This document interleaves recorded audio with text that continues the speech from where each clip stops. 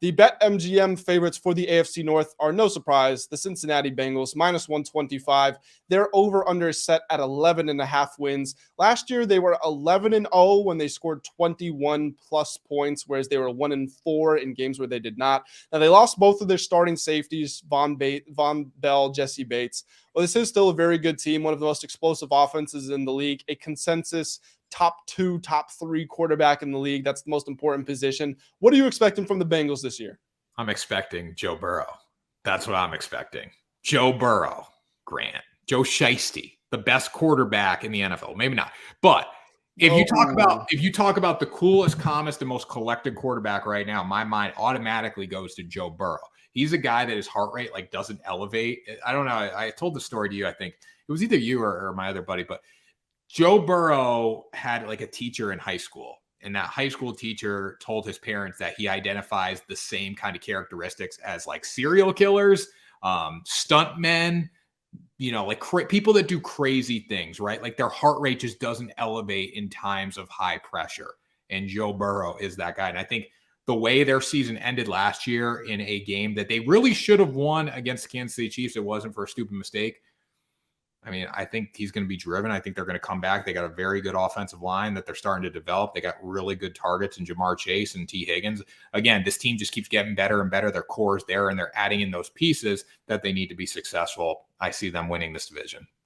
Yeah, I do too. I like them at minus 125. Could be a little bit better. They're going to come under fire from some other teams we're going to talk about here in just a second, but those aren't awful odds. The Bengals, what also gets lost when you talk about them most of their time is their defense is solid. They get after the quarterback. They don't give up a ton of points. This is a well-rounded team and one that is slowly changing from a young team. They are still a young team, but now they're sort of hitting their stride, really entering their prime. They know what their general roster is going to be, who their main contributors are. They're going to slightly retool every year. And now every year we want to get to and win a Super Bowl. Yeah. When the Bengals went to the Super Bowl a couple of years ago, it was oh, the Bengals are here. Who's Joe Burrow? Who's this? Burrow, he's kind of developing. We don't know if he's going to be that guy. Then he proved he is that guy. And obviously they're not the hunted anymore. They're the hunters. They are the Ooh, I'm getting excited talking about Joe Burrow. They are the hunter in this division. Then another team that is on the hunt, Baltimore Ravens plus 250, over under right at 10 wins. You're not getting the benefit of the half, which makes it a little bit tougher. The Ravens have won 10.5 games per season since Lamar Jackson was drafted. And Tanner, I know that you've been frustrated by Lamar being out of the lineup, but even with that happening, they've still been able to win those 10.5 games. So you've got to figure he's going to be in there full time, assuming he doesn't suffer a major injury because he just got his brand new shiny contract. He's going to be fully motivated to play every game. That's good for them. John Harbaugh wins a bunch of regular season games. That's practically all he does. And this Ravens defense, once they got Roquan Smith in the middle of last season, throughout the rest of the season, second in points allowed, third in yards allowed. This is a very good team from top to bottom. And, of course, you drafted Zay Flowers, brought in Odell Beckham Jr. You've got more weapons for Lamar to work with. Yeah, I like OBJ. I like Zay Flowers. I love Zay Flowers. He was one of my favorite receivers coming out of school at BC. The thing I'm worried about here when you look at Lamar, and I know he's gotten paid, but does he really want to play, Grant? That's my biggest question. Does he want to be out there and compete? Because a true competitor, I think, wants to be out there no matter what. He had a chance to lead his team to the postseason last year, and he packed it in. He said, no, I'm good. And I know he was trying to get the contract and all that, but I feel, and I'm a big believer in this one, guys in college opt out of bowl games and all that, and teams don't seem to care anymore. I believe that the best thing to show, and I feel everyone thinks this, the best way to go out and earn a contract is to play through pain, is to get the job done, is to go out there and not hold any excuses and lead your team and be the face of a franchise. I didn't see that with Lamar. I don't have a lot of love for Lamar because of that, so I can't really bet on them to win this division in any way whatsoever. It's Joe Burrow. Because I'll tell you what, I think Joe Burrow's out there even if he's trying to earn a contract or not. I think you're being too harsh on Lamar, and we're going to have our questions answered, or our positions resolved by the end of this NFL season. It's not going to take long to find out if it was a contract thing or not. Yeah, we're going to find out if he truly wants to be in Baltimore. We're going to find out if he's being a wuss or not. That's what we're going to find out very quickly. If Lamar goes through the whole season, he's playing through pain, it's clear that he's doing that. He's battling, he's fighting, he wants to win football games. My stance will change on Lamar, but until further notice, I am not a Lamar guy. I think those two teams, they are both probably going to make the playoffs. Both put them down for 10, 11 wins. I think it's going to be really tough for either one of them to get by. We didn't even pick, by the way, Bengals over and a half, 11 wins. For me, I would probably, I think it's going to be 11 or 12. So I don't have a great lean. I think this is a tough division. Maybe it is going to be 11, but I think they're going to win the division. I would be more comfortable betting them at minus 125 than the over-under of 11 and a half. And then the Ravens over under 10, I would go over because you're not getting the half. So if it falls out at 10, you get a push, you get your money back. That would be my strategy there. Yeah, I totally agree with that. I would say go over on the 11.5 wins, but you're getting the same juice for them to win the division. So I take them to win the division. And then with the Ravens, I'd probably just stay away from it. I need to see what Lamar is going to do now that he's gotten paid. But the Browns is a team that, I don't really like that much. Deshaun Watson, we got to figure out what he's going to do this season. Last year, he showed signs of being good, but he didn't play that much, right? So when Deshaun was elite, he was very good, obviously. He was in a rhythm, but I don't know if we're going to get that Deshaun Watson back in Cleveland. Yeah, and I don't necessarily think Deshaun Watson was that good, maybe for a drive here and there, but his stats and the eye test, it just didn't look that good. And he had been away from the game for 2 years, so maybe you can talk about the rust factor, but sometimes it's just you're away for 2 years. You're not the same player that you were. When Deshaun Watson left, he was a top 5 quarterback in the league. Let's look around the league right now. We've got Mahomes, Burrow, Allen, Hurts. You're not cracking those guys. Let's get into the next year. Herbert. Did I say Hurts already? So we've got Herbert. We've got Lamar. We've got Aaron Rodgers.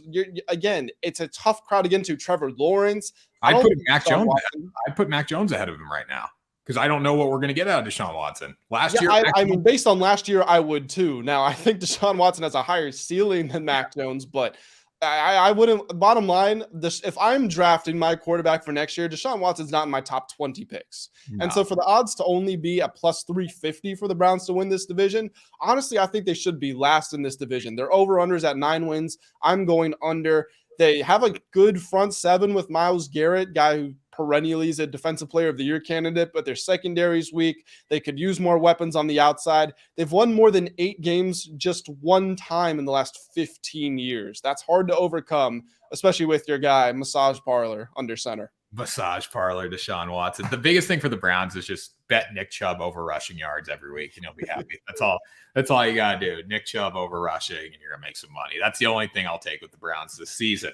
Steelers, Grant. I like the Steelers better than the Browns here. I think Kenny Pickett got better and better as the season went on. He led some big game-winning drives last year. I still don't get behind him. I can't support a quarterback that wears gloves on 2 hands. Like, it's just not my thing at all.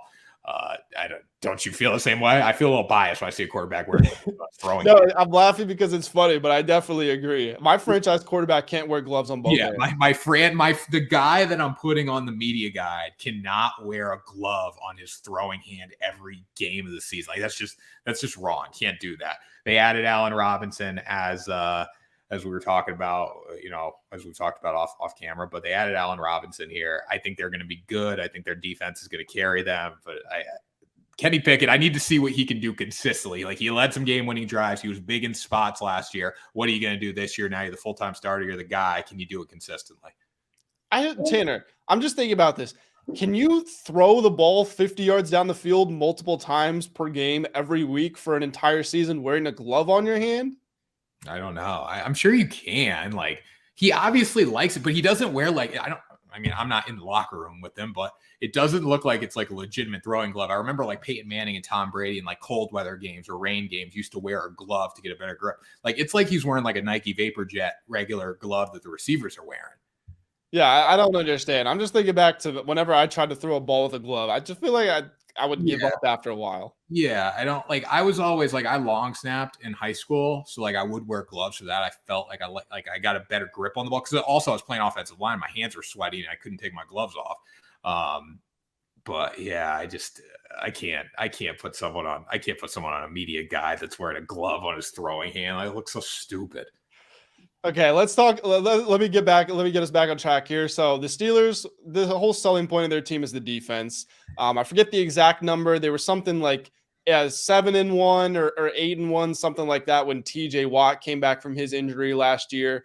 It looked like Mike Tomlin's streak of never being under 500 was going to come to an end. Surprise, surprise. He found a way to get it back, and they finished above 500. Or no, they tied a game, didn't they? So they finished at 500 for the 16th straight season of him not having a losing record. I do think the Steelers defense is going to be one of the 2 or 3 best in football. I think it's amazing. It was amazing last year, considering how toothless the offense was.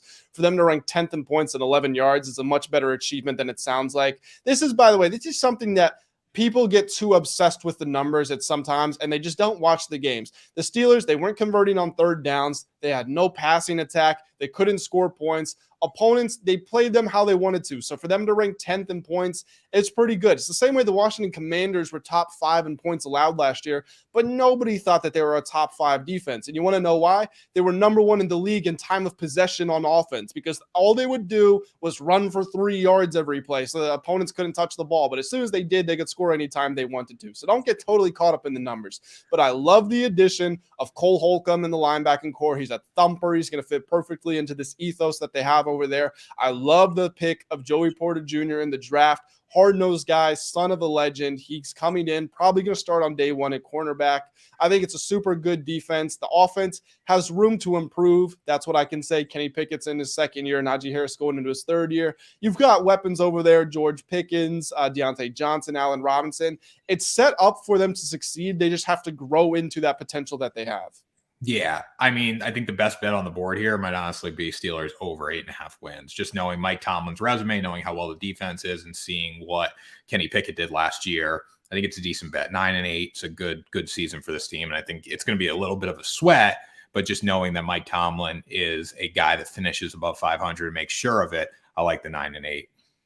Yep, I absolutely agree. My favorite bet there, over 8.5 wins. And maybe plus 650, maybe put a little bit money on them to win the division. I definitely wouldn't hammer it, because I still think the Ravens and the Bengals are a better team. But when it gets to the end of the season and you're looking back on the head-to-head matchups with your conference or with your divisional opponents, I think the Steelers can easily split 3-3 in this division. They've got the defense too.